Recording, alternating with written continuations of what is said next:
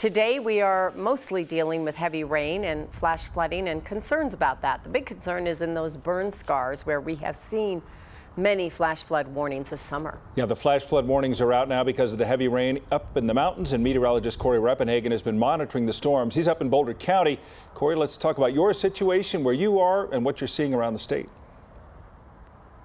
Yeah, you know, it's just starting to get first few raindrops here in Boulder County along the Marshall burn fire. Really got a good test last night with some heavy rain out here. Not as much today. Up in the mountains, we've got some storms moving through those big burn scars, Cameron Peak and East Troublesome. The heaviest rain right now is falling in the East Troublesome burn scar, where the radar is picking up rainfall rates of 1 inch in 45 minutes. So that is some very heavy rainfall, some flooding potential. That's impacting Highway 125 between Granby and Rabbit Ears Pass. We also had a storm roll through the Cameron Peak burn scar that brought out a flash flood warning as well that is still ongoing, although that storm has just about cleared the Cameron Peak zone, moving into Estes Park right now. But that put down a ½ inch to 1 inch of rain in less than an hour, and that hit the Chambers Lake area. So that is the point of origin area of the Cameron Peak burn scar. So we know that is very steep terrain, and it's terrain that hasn't been hit as often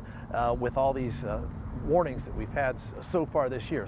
We haven't heard of any trouble or any damage with these flooding conditions, but those are ongoing right now. And as far as the Marshall fire, the burn scar here has a lower risk because the terrain is not as steep and the fire didn't burn as hot because it ran through this grass really fast. And that burn severity has a huge factor in how the flash flooding will occur after the fire. So we're monitoring that, we're watching it. We had a big test here last night, so we kind of know that it takes an insane amount of rain to bring out a flash flood warning here, but we're watching it all as these storms attempt to make it over the mountains into the Denver metro area. Yeah, we've certainly learned those burn scars remain a big problem long after the fire is gone. Cory, thanks for the update.